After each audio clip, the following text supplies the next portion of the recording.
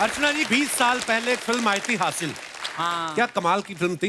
College politics पे based इस film ने भी बॉक्स ऑफिस में गर्मी इतनी बढ़ा दी थी और आज हमारे बीच उसी फिल्म की टीम मौजूद है। चलिए उन्हें बुलाते हैं आप सबकी जोरदार तालियों के बीच। Please welcome director mister Tigmanshu Dhulia, mister Jimmy Shergill, mister Brijendra Kala, mister Varun Badola and Rishita Bhatt.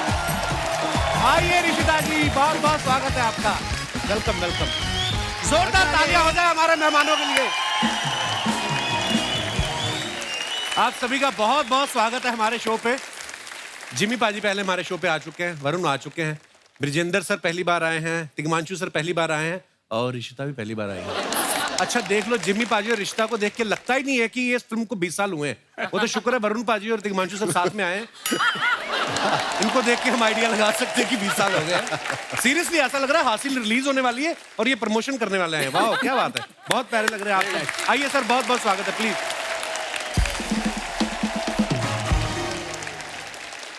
Rishita आप पहली बार हमारे शो पे आई हैं, इतने सालों से आप इंडस्ट्री में हैं, तो हमसे ऋषिता बनाने में इतनी देर कैसे लगा दी आपने? पहली बार आप आई हैं। आपने बुलाया नहीं तो मैं अरे आई हमें नहीं। पता अब नहीं था। हासिल कर दिया मैंने, मुकाम आने का तो आ गई हासिल के साथ। हमें पता नहीं था बुलाने पे आप आ जाती, नहीं तो हम कब से बुला लेते आपको।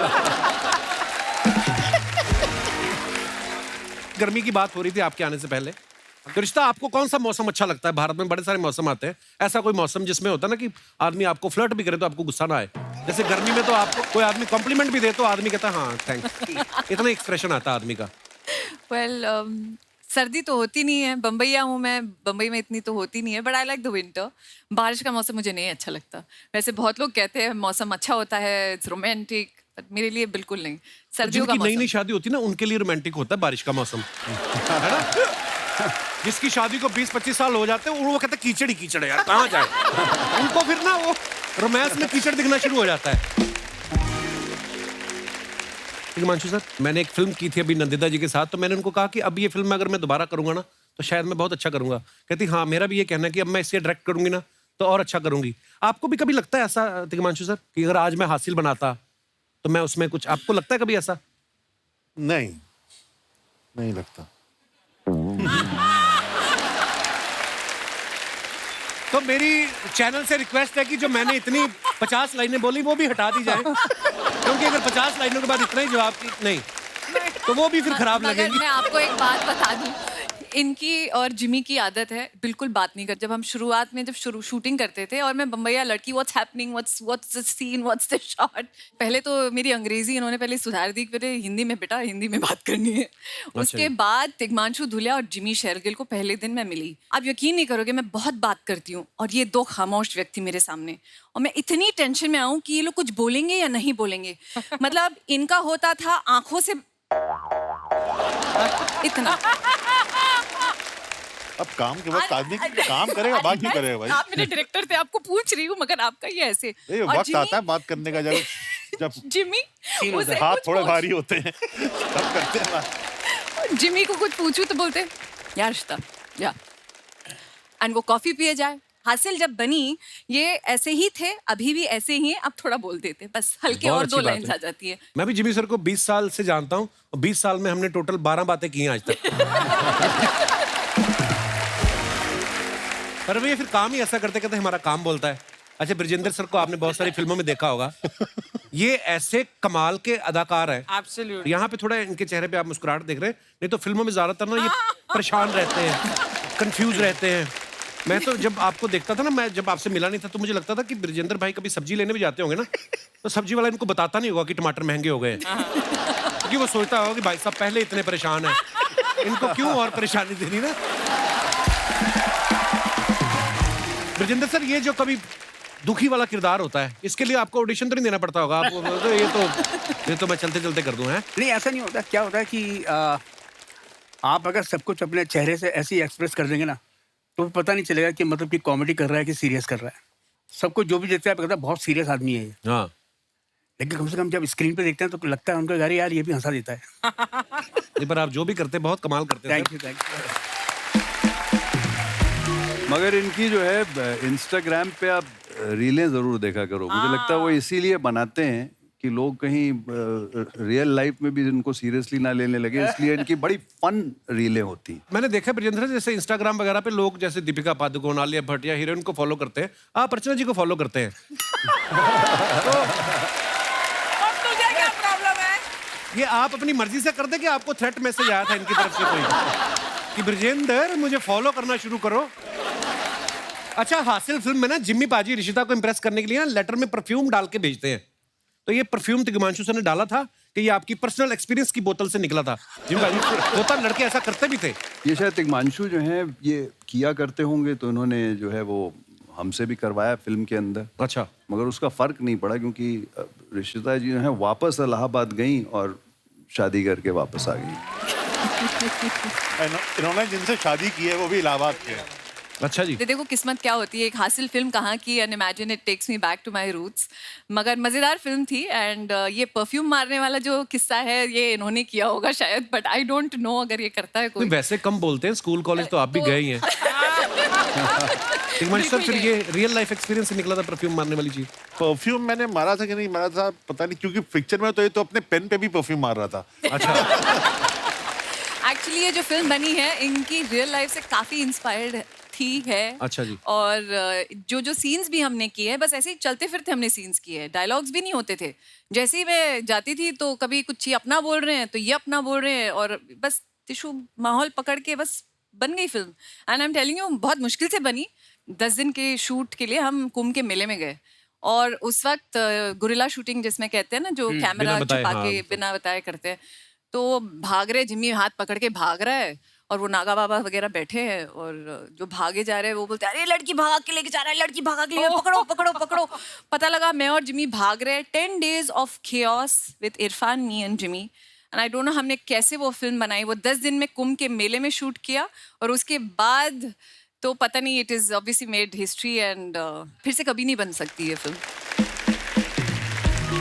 मैंने ना अभी जब गैंग्स ऑफ वसेपुर की बात कर रहे थे ना, तो मनोज सर ने कहा कि अनुराग जो है ना, इसको ज्यादा पैसे ना दो, थोड़ा गरीबी में रखो तो फिल्म अच्छी बनाता है। उनका ये कहना था। जैसे आप डायरेक्टर हैं और आप तो शुरू से लेके मतलब कैप्टन ऑफ द शिप हैं, क्या परेशानियां आई थी उस फिल्म को बनाने में? उस फिल्म को बनाने में ये आई थी कि जैसे इलाहाबाद पहुंचे, मैं वहीं पैदा हुआ हूँ, पढ़ा लूँ। अच्छा जी। यूनिवर्सिटी की परमिशन ली हुई थी हमने, तो पहले दिन ही हमने आशुतोष राणा के साथ कुछ सीन कर दिया। विलन है पिक्चर के, तो लोगों को लगा कि हम तो विलन इस पिक्चर में ये दिखा रहे हैं, और तो आप इलाहाबाद को the city in very bad light, तो शूटिंग नहीं करने देंगे हम।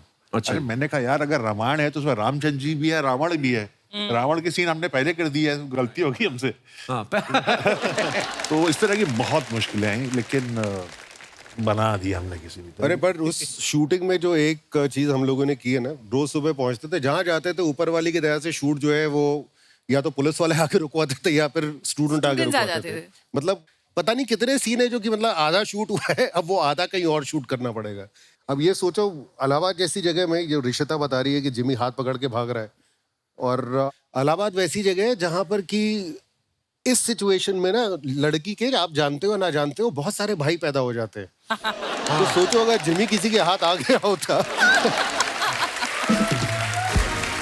एक्चुअली लड़की स्कूटी से गिर जाए, 50 लोग बचाने आ जाते हैं सर। बिल्कुल बिल्कुल। लड़का गिर जाए, कहते बेवड़ा पी के चला रहा है। तो लड़के की सुनता ही नहीं है। होता है। इस फिल्म में आपने देखा होगा, ब्रिजेंद्र सर न्यूज़पेपर बांटने वाले बने थे, एक दूसरे की चिट्ठियां इधर से उधर बांट रहे थे। तो सर इस रोल के लिए ऑडिशन दिया था कि तिग्मांशु सर ने आपको कहीं पेपर फेंकते हुए देख लिया था? नहीं, मैं तो असल बहुत कम लोग जानते हैं, एक्चुअली ये मेरा कजन ब्रदर भी है। अच्छा, वाह। रिश्तेदारी है हम दोनों की। रिश्तेदारी हम दोनों में, तो वो जो थोड़ा बहुत नेपोटिज्म था ना, वो वहाँ से शुरू हुआ।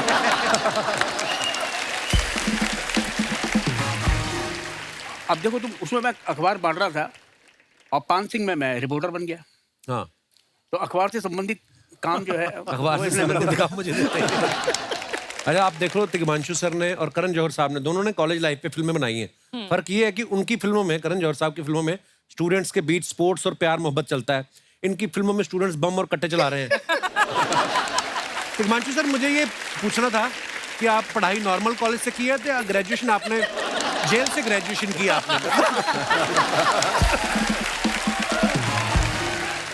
नहीं, इलाहाबाद यूनिवर्सिटी बहुत ही ज़्यादा प्रेस्टिजियस यूनिवर्सिटी है, मैं बिल्कुल बाकायदा वहीं से पढ़ा हूँ मैं।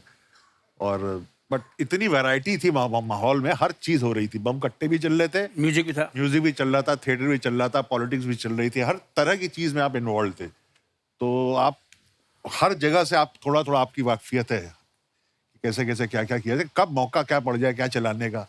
आज भी हम परिपक्व हैं, कुछ भी चला सकते हैं। अच्छा, हमने तो एक ये भी सुना है सर कि कहीं आप शूटिंग कर रहे थे, एक आदमी सच्ची मुच्ची बंदूक लेके सेट पे आ गया था, उसके बच्चे को पता नहीं कैमरे के साथ खेलना था कि क्या किस्सा है, वो आप भी बता सकते हैं बेहतर। तो किस्सा था एक्चुअली। बंदूक लेके तो आ ही जाते थे, ये लोग भी असिस्टेंट था, वहाँ आ पे ही भीड़ जाते है, थे। लोग खड़े हैं, आप भीड़। सोचो मेरा क्या होता था। मैं डर जाती थी वहां पर। ये लड़के भाई साहब पीछे हो जाइए, जरा पीछे देख नहीं रहे हो, लगा हुआ है। अरे साथ में असिस्टेंट था, अब करते कराते मुंह से गाली निकल जाती है, तो वो बंगाली उसने जो है गाली दे के बोला हो जाओ पीछे, तो कहीं पीछे आवाज है कौन है बे, तो वो अभी ये पीछे कर रहा था, वो ना मुड़ के वो भी क्राउड में आ गया। उनका खाली खड़ा हो गया है। एक दिन तो दाना ऐसा हुआ जैसी जगह पे। कि हमारा जो कैमरामैन था राफे, तो वो सड़क पे ऐसे लगा के अल्टी बल्टी बैठ के प्रॉपर देख रहा था, तब तक आदमी आया ऐसे ऐसे, उसने कहा हाँ हटो, हटा, बच्चा था, देख बे।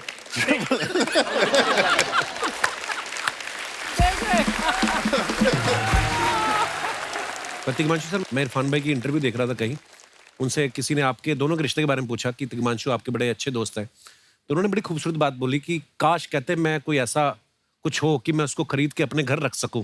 आपने वो देखा होगा, तो बड़ी खूबसूरत बात बोली। ये आपकी दोस्ती की शुरुआत कहाँ से हुई थी तिग्मांशु सर उनके साथ? नेशनल स्कूल ऑफ ड्रामा से, वो 2 साल सीनियर था मुझसे, और हम लोग आए थे, वो 3rd ईयर में था, और बहुत ही चुप रहने वाला लड़का, हॉस्टल में भी सबसे कोने वाला कमरा। अभी शुतबा जो वाइफ है, तब भी वो भी उनकी बैचमेट थी जी। बस वही दोनों घूम के साथ, एक दो लड़के, बहुत ही इंट्रोवर्ट, बट हम दोनों की पट गई, पता नहीं क्यों। एक प्ले देखा मैंने इरफान का, मैंने कहा बाप रे क्या करता है यार, और फिर वही एडमिरेशन, काम बहुत अच्छा करके, और आई थिंक ऊपर वाले ने कहा था कि तुम दोनों की जोड़ी जोड़ी बनेगी। क्या बात है, क्या खूबसूरत काम किया आप दोनों ने साथ में, वाह।